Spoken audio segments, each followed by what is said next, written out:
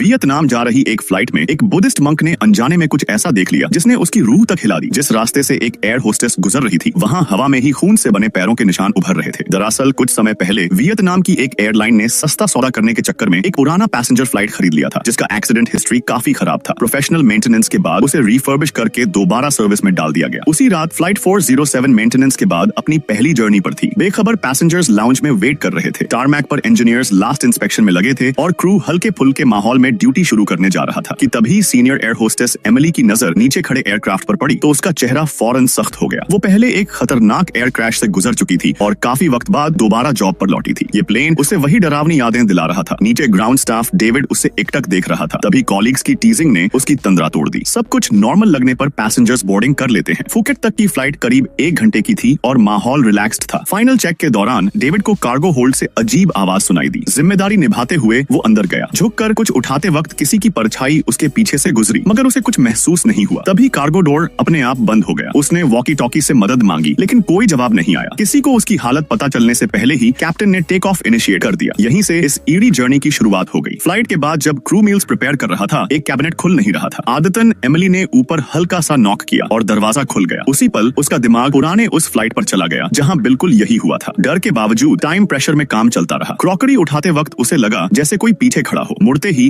वो बुरी तरह घबरा गई। कॉलीग्स दौड़कर आए मगर उन्हें डर न लगे इसलिए उसने कुछ नहीं बताया। खुद को संभालकर वो कैबिन इंस्पेक्शन पर निकली। पीछे बैठे मंक और जिमी ने देखा जहां जहां वो चल रही थी वहां खून से बने फुटप्रिंट उभर रहे थे। दोनों सन्न रह गए लेकिन खुद को समझाया कि शायद आंखों का धोखा है। ऐसी घटनाएं यही नहीं रुकी। Curly head passenger Mike washroom में चेहरा धो रहा था। आंखें बंद करते ही उसके पीछे गोस्टली हैंड्स उभर आई। उसी वक्त एयरक्राफ्ट टर्बुलेंस में घुस गया। क्रू पैसेंजर्स को सीट्स पर रहने को कह रहा था। तभी एक बॉल्ड मैन रॉबर्ट ब्लैंक स्टैर के साथ आयल में भटकने लगा। रोकने पर उसकी गर्दन की नसें उभर आईं। वो चीखने लगा और अचानक सिर को पूरा घुमा दिया। आंखों में सिर्फ सफेद हिस्सा दिख रहा था। सबके सामने वो बेहोश होकर गिर पड़ा। चेक करने पर नेक फ्रैक्चर नहीं था और उसे सीट पर बैठा दिया गया। उधर माइक वॉशरूम से लौटा तो दोस्त ने बताया कि उसके चेहरे पर चोट है। बैंडेज मांगने के लिए उसने मुड़कर देखा मगर जख्म गायब हो चुका था। कार्गो होल्ड में ऑक्सीजन की कमी से डेविड की हालत बिगड़ रही थी। तभी उसने देखा वो जगह असामान्य रूप से बदलने लगी थी और डरावना सच धीरे धीरे सामने आ रहा था।